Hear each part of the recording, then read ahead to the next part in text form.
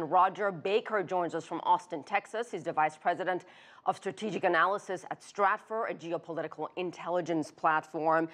Rodger, certainly the images we saw, unthinkable just a few months ago when the two sides were trading insults, tough rhetoric, on the brink of war, if you will. So now, in terms of substance and specifics, was this summit a success?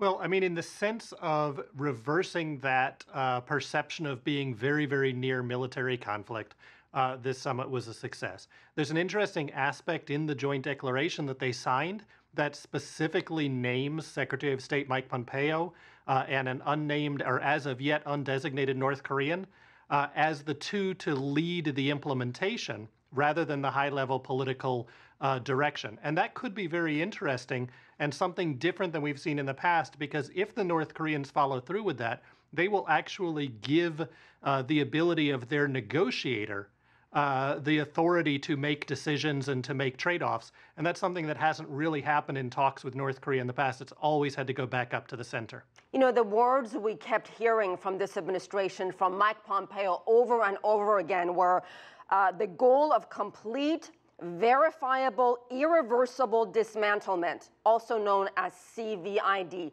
That was not in this joint statement, agreement, communique, whatever you want to call it. No, and the North Koreans fought very hard to keep those specific words out. The communique did say that North Korea would work toward the denuclearization of the Korean Peninsula, which is the North Koreans' preferred phrasing for this, in the sense that that puts the dynamic on the overall situation of the peninsula, not just the actions of North Korea. It's not just about disarming North Korea. Trump says he trusts Kim Jong-un.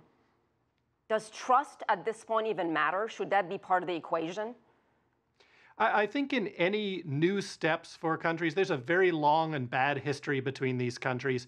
You have to have some sort of confidence-building measures that take place. And Trump may be using trust in the same way that Reagan used to use trust. Trust but verify, keep an eye out on what's going on.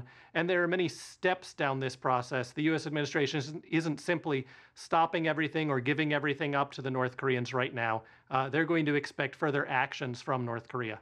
What would you tell critics that watch this historic moment unfold that say U.S. got nothing out of this and the DPRK got everything they wanted, including recognition and some credibility on world stage? Well, one of the things is that back in 1991-92, the international community recognized North Korea as a nation.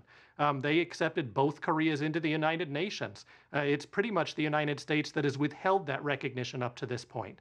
So it's not necessarily a huge gain for North Korea, except in the perception of them being treated finally as an equal amongst other nations. Certainly that's a gain for them.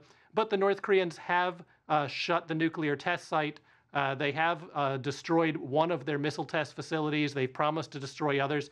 Certainly they can move back on these, but the North Koreans made it a point to take these steps before the summit, the same with the release of American citizens from North Korea. So the North Koreans did give certain things to the United States to achieve that moment on the stage with Trump. Interesting. What about the U.S., the Trump administration saying that they are suspending military drills with South Korea? What is that a concession?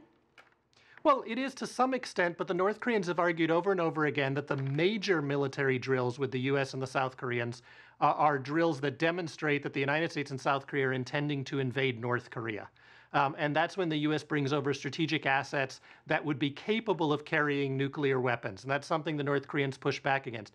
The U.S. and South Korea, one time in the past, also stopped for one cycle these types of tests to facilitate talks with the North Koreans. The next major exercise isn't until around October.